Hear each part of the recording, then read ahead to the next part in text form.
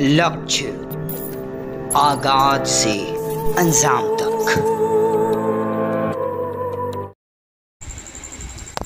सिवान जिला के रघुनाथपुर प्रखंड में लोगों के बीच आज खुशी की लहर देखने को मिली, क्योंकि रघुनाथपुर के रेफरल अस्पताल का नवनिर्मित भवन का उद्घाटन स्वास्थ्य मंत्री सह कृषि मंत्री मंगल पांडे के द्वारा किया गया, जिसमें भारी संख्या में गणमान्य लोग उपस्थित हुए।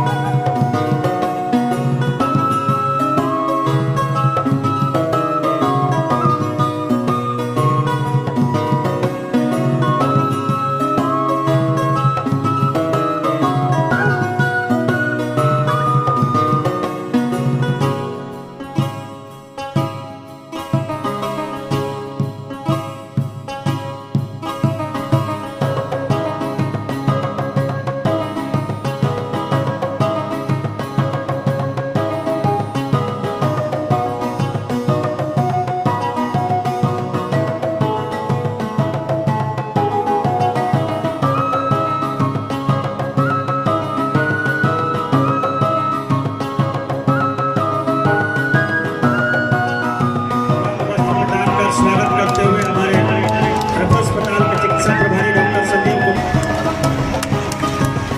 आगे करेंगे।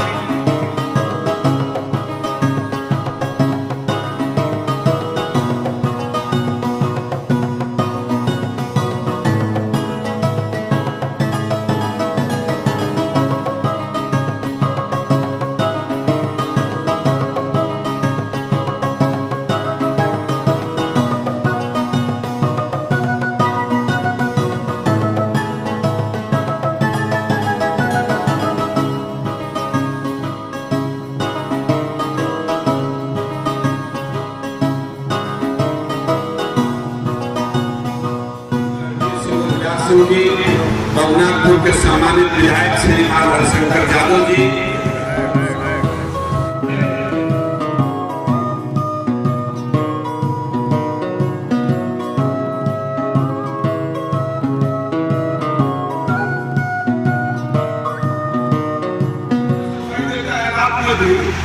तो हमें समझ में आ जाता है कि कुछ ट्रांसफर हो गया है। देखिए ये व्यवस्था होना चाहिए बस्ती की बढ़िया से बढ़िया हर बात पे यह डॉक्टर दीजिए, बढ़िया से इलाज करवाइए। आसिया साहब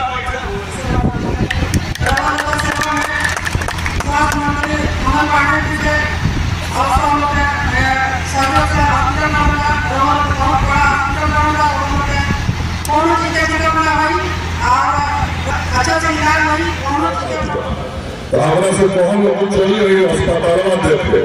हमारी नथिया में दबाव बात करवा तो दूर से देखने से बुझा कि तू काहे कैमरा ले जाएंगे चाहते हो तो लोग सब लोग बहुत बड़े लोग हैं मैं चोट देखे आई तो लोग हम तरह के वायदा को जाते हैं 6 महीने के अंदर बने के शुरू हो गए और 2 साल में हम बनवाते इनको हम गए और ये कॉलर नहीं है हमारे से कॉल अपने चले के पड़े अस्पताल में तो हम जमीने पर बैठे हो हम बोले हम माटी के क्रिया खाते कि पहुंच जाए तो गाँव के अस्पताल में आए पुराना बना गया तो हम लोग में बहुत दिन से इंतजाम हो कि रघुनाथपुर के अस्पताल में पहुंच जाओ क्योंकि जाकर उद्घाटन करें और तभी घूम के देखी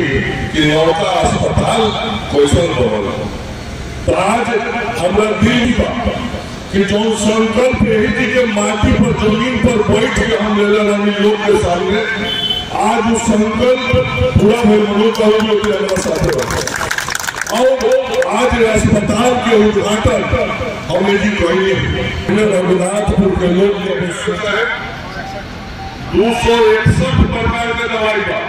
और ये बिहार वालों को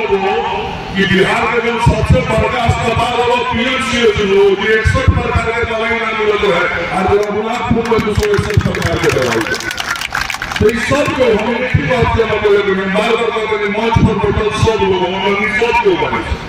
सब केहू प्रयास करते हैं मुखिया हो होके विधायक होके सांसद होके मंत्री होके हमने सब के यही काम में लागल मनीषन कि कैसे ज्यादा से ज्यादा लोग के बेहतर स्वास्थ्य सेवा दिया जा सके। आज बहुत हमरा खुशी भई ये क्षेत्र खातिर सुनत रही हम पहले कि जब ये शंकर मंत्री रहे तो ये क्षेत्र खातिर वहाँ के स्वास्थ्य सेवा के क्षेत्र में बहुत ध्यान कर और आज ये जमीन पर जाकर वहाँ का पहले विधायक रही स्वास्थ्य मंत्री रही